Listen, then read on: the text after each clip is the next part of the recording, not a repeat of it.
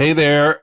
Welcome back to another episode of the Legendary Life Podcast. And if you can't hear it in my voice, which you probably can if you've been listening to the show for a while, I'm under the weather a little bit. No worries. It's not a reinfection with COVID. At least I think it's not. I mean, I haven't been tested, but my symptoms are super mild. So I'm isolating myself and doing all those important things that we're supposed to do. But today I'm here to talk about a really important topic. Why is it that we don't do what we need to do, even though we know what we need to do? Why is it that we struggle to do those things that we need to do to make ourselves feel good?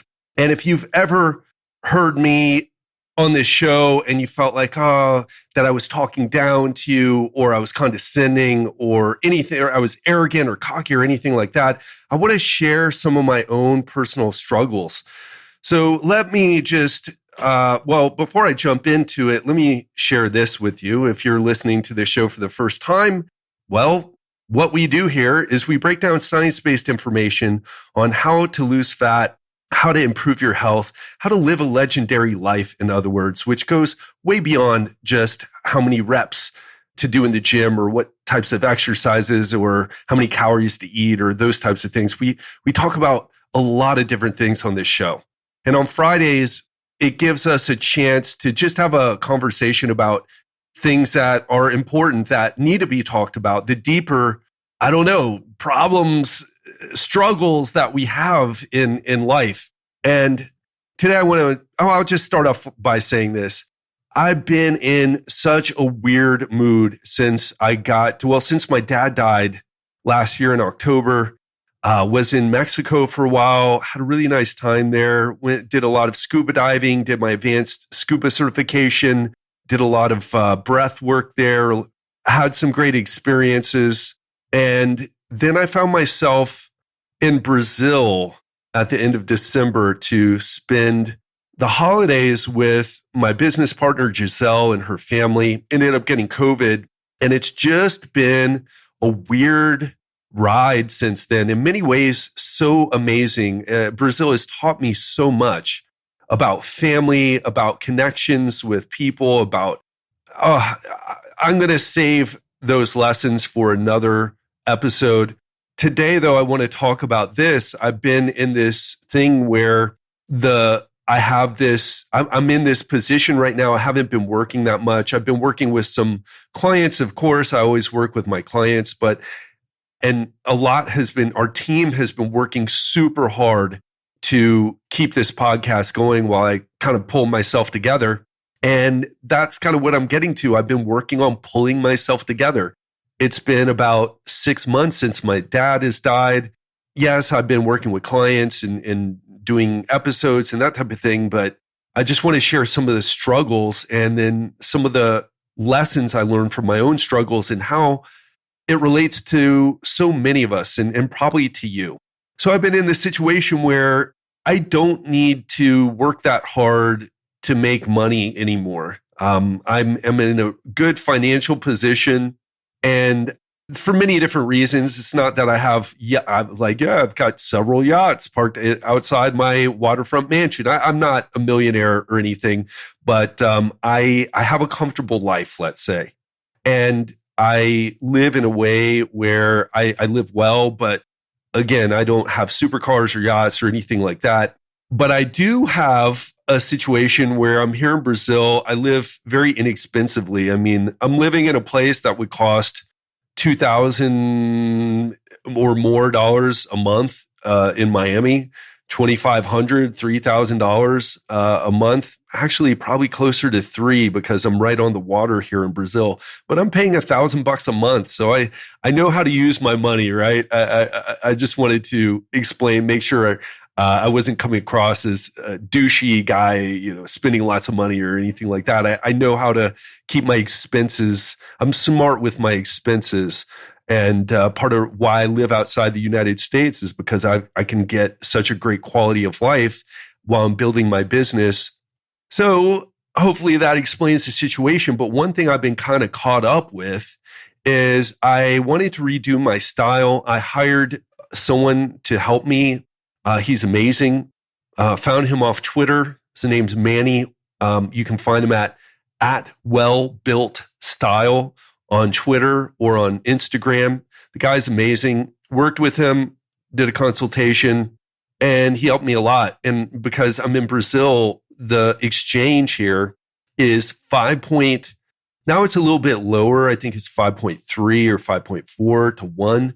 But $1 back when I was doing my shopping and everything, it was worth 5.7, I don't know how to say it in English, reals or reais.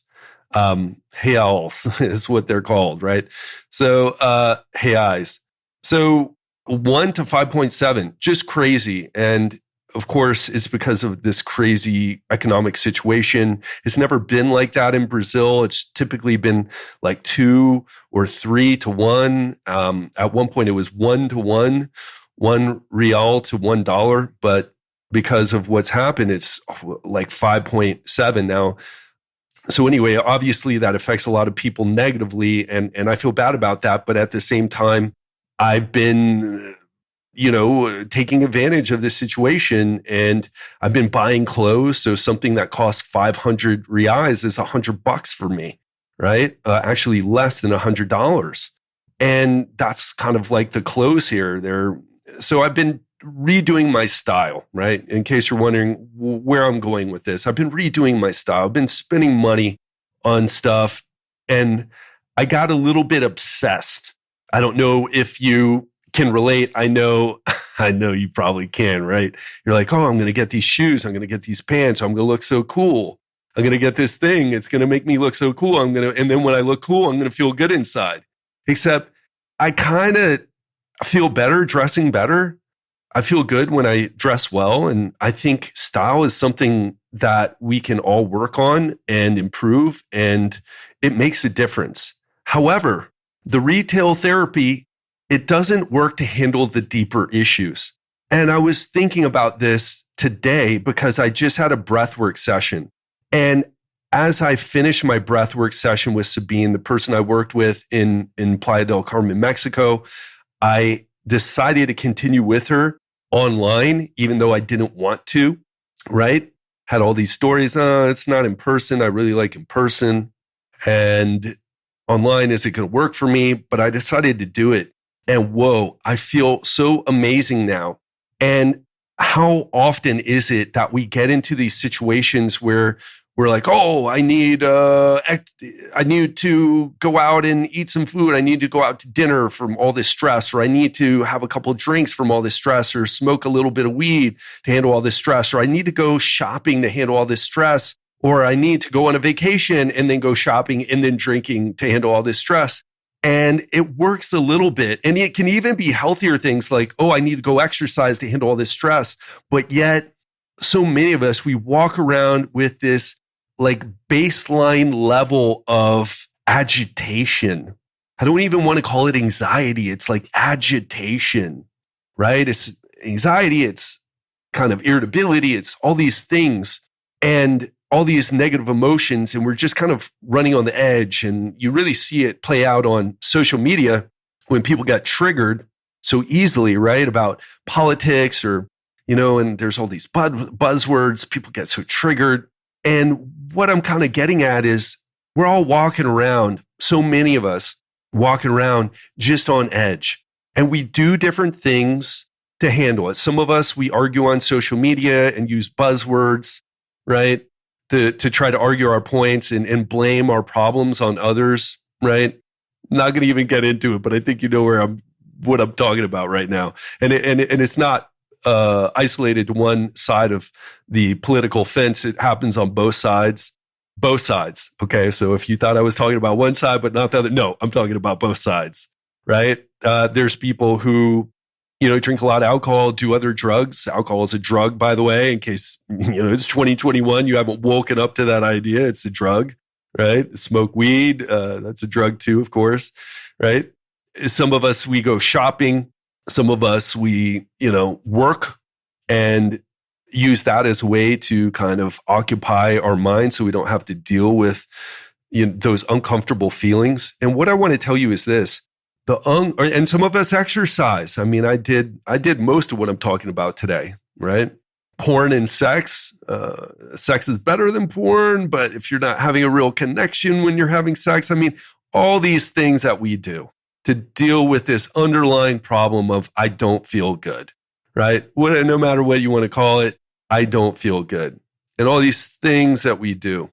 And I kind of caught myself recently because I was falling into this trap with buying clothes. I mean, I can't even buy too many things because I travel around. Everything's got to fit in my suitcase. So I had to give away some stuff because I overbought, right? And it was kind of nice because I got to give it as gifts, but it was like, the thing was this, I didn't buy the gifts to give. It happened because I was just compulsively buying things compulsively. And I ended up with too much stuff and then I gave it away. And the people were very happy and it was nice, but it's kind of lame at the same time too, you know? And I was like, oh, you know, and they were very happy and appreciative, the people who I gave the clothes to. But at the same time, I felt kind of like an idiot, right? It's like, why didn't you just buy the presents for someone? Well, what is this? In other words, I'm like just asking myself, where's this compulsive behavior coming from? What's going on here? And even though I'm a coach and I know the right things to do, in other words, work with people, I've been a bit resistant to it. And one thing I noticed, it's like, oh, I don't want to work with the breathwork girl again because yeah, it's going to be like $500 for so many sessions. But I spent $500. I dropped it and I didn't even think about twice, right? With all the clothes that I gave away, I had to give away about $500 worth of clothes. And it wasn't an issue with the clothes because I bought the things, but it was an issue when I had to pay another person. Another example, can you relate to that, by the way? You don't have any problem. You don't think twice about all the money you spend on food, on clothes, on watches, on purses, on shoes, suits, whatever it is, cars. You don't think twice about that. But when it comes to paying another person, you've got issues. And even me, with I lived in Asia for 2 years and I've meditated with monks and I've gone to an ayahuasca retreat in Costa Rica. And what else have I done? All these different things that I've done, you know, even me, I have some issues with it. It's almost like, and I want to say this too, my parents never taught me much about money. Basically, the only thing that my parents taught me, because they were mostly either working or drunk, right? All they said was, and this was my stepmom. My dad even said less than this. That's the type of relationship I had with him. So, which is very representative of so many of our relationships with our hardworking parents. My stepmom said, oh, if you don't went out to dinner at expensive restaurants, both my parents were attorneys, by the way, in case you don't know the story. So they did very well financially. And they basically said, or she said, you didn't basically say, she said this straight up.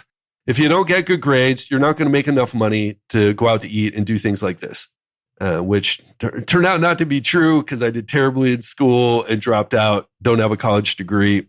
And I make a lot. I don't want to say make a lot of money, but my business is going to be making 7 figures within the next year or so. Partly that is because of my business partner is super ambitious, not because of me. So please don't think that I'm being cocky or anything like that. I'm very lucky to have someone who's so ambitious because I'm kind of not, ambitious to an extent at least. Anyway, but I'm having this thing about paying people and I'm a coach. And so if you've ever heard me say, I just wanted to kind of come clean today and share this with you. If you've ever heard me like, oh, you're buying the programs again, but you're not going to hire a coach. You're going to buy the workout, but you're not going to hire a coach. I think we all fall into that trap. And it's easy to fall into that trap. And again, it's like almost innate wiring. And I don't think it's necessarily, maybe it's biological wiring. I don't know. But it's certainly, at least for Americans, cultural wiring. We have big issues paying people. In fact, you see that with, I've had these guys with Ferrari collections, okay? And when I mean Ferrari collections, I don't mean the brand new Ferraris that cost like 300K or whatever. I'm talking about like one of their Ferraris is $8 million because it's like a vintage Ferrari. And they have problems paying $10 more per session, right? When I was doing personal training, but would drop $8 million I actually bought it for 6 and it appreciated to 8. But anyway, spent $6 million on the car. And I guess that's about a bad example because he did make 8. He made $2 million on it, right? But the point is he would go out and spend $1,000 for dinner and not think twice, but doesn't want to pay me $10 more per session. And it seems like we got this thing. We pay people the least amount we can. We try to get deals with stuff, but ultimately we're going to buy the stuff. And I've found myself in that situation, right? And so I just want to share that. And what I want to tell you is I had to get over this self-sabotaging behavior because the clothes were making me look good, but they weren't making me feel good. Well, if I'm honest, I look in the mirror, I'm like, oh, I feel so much better that I got my style together, right? Because I really want to get my social media thing going and really take that more serious. And I want to put out the lifestyle, right? And look like, hey, I'm a person who's been working on all this stuff. I got my things together in my life, which, just to a large extent, I do. I mean, I work from my computer, okay? Where I want in the world. It's, I'm very blessed, let's say. But what I want to ask you now is, have you been guilty of that? And what I want to say is that's okay, if you've been guilty of that. But one of the things that I try to do with my clients, and actually one of the things that my clients say they take away from working with me is be results oriented. Far too often, especially in the health and nutrition world, and when people find out that I'm into this calorie tracking, macro tracking thing, people will ask, well, what are the starting calories? I have my starting macros of 40% carbohydrate and 20% this. And I'm like, listen, I don't care about any of that. All I care about is what you're doing giving you results or not. And it's the most important thing that we can focus on in life. Is this getting results? Hey, I'm struggling in my relationship, but I'm trying to make it better. Okay, is reading those books and blog posts and, instead of working with a therapist, is it giving you results? If the answer is yes, keep doing it. If the answer is no, you're going to have to go deeper. Does that make sense? Of course. And for me, doing all these things, I mean, I work out regularly. I eat well regularly. I do a lot of things health-wise really well, but yet I was struggling with my health a bit recently, mostly because I was walking around with these pent-up emotions and not able to release them, right? I was walking around with these negative emotions. I was going out to dinner. I've been eating a lot of sushi, okay? Going out to dinner a lot, eating out almost every meal. I've been, doing a ton of fun things. Went skydiving recently. Did a ton of fun things, and they make me feel good, but they're not giving me the results. So then I started saying to myself, well, what do I need to go back to?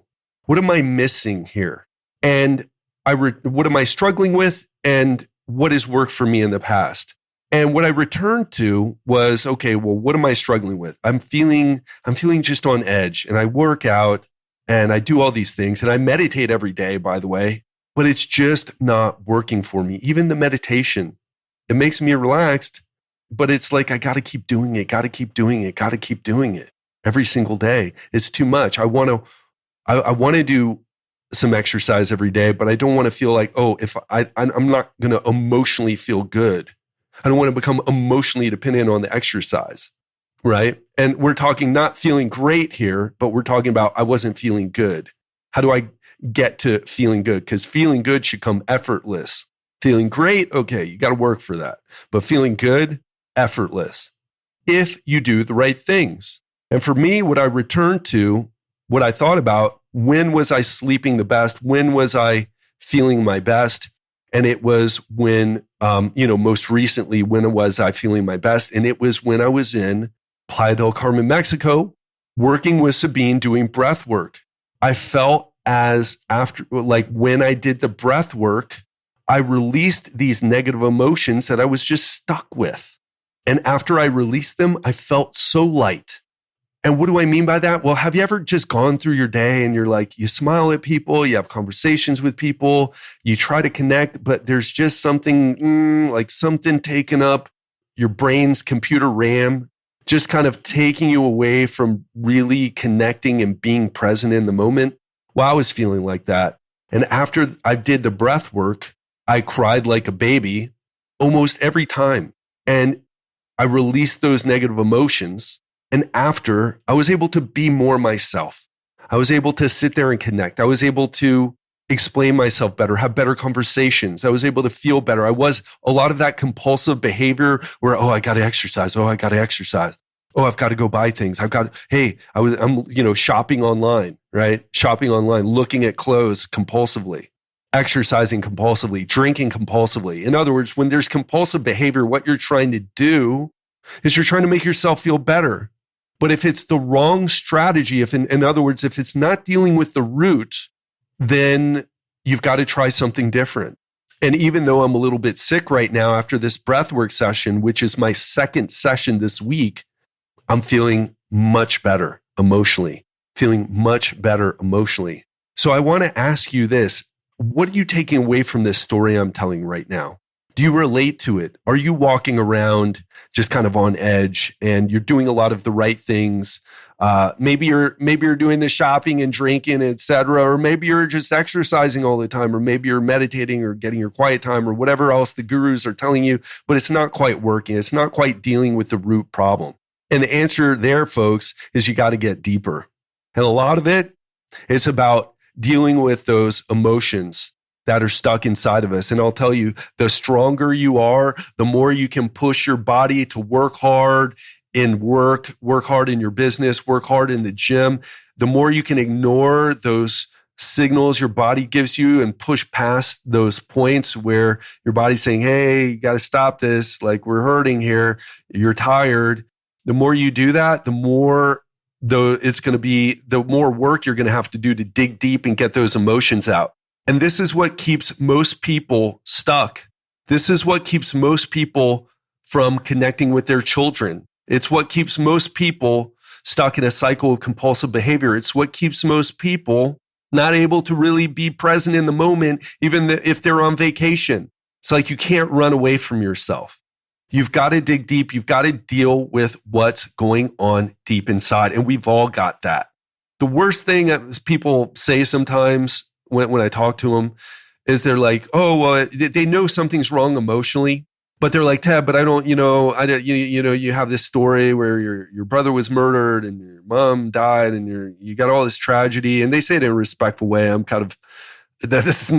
just telling a story here. They say it in a respectful way, but they're basically saying this, look, I don't have any big trauma with a T. But the thing is this, if you had parents that were more in love with work, or more compulsive really with work or with drinking or with doing other things than spending time with you, you're going to have some stuff going on.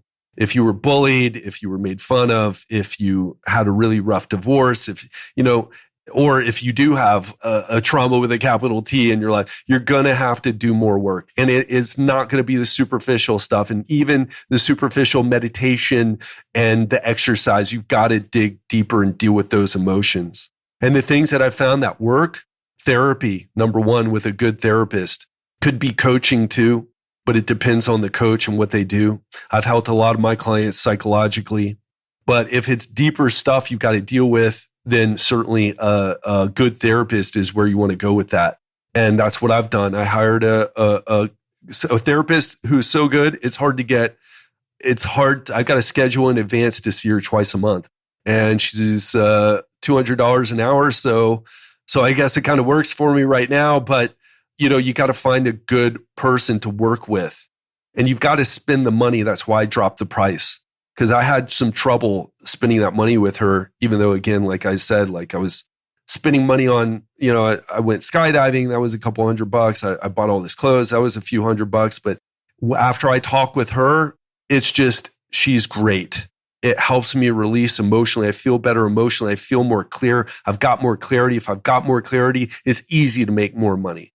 If I can get myself in a place of feeling good energy, it's easy to make more money. And I know it's the same for you because we're all human beings and that's how human beings work. We run the risk benefit analysis. Oh no, if it costs this much and then I got to do this. And no, if you feel good, you produce. If you're in the zone, you produce. Things go effortlessly. You make money effortlessly. The relationships with your family, your partner, and your children go effortlessly.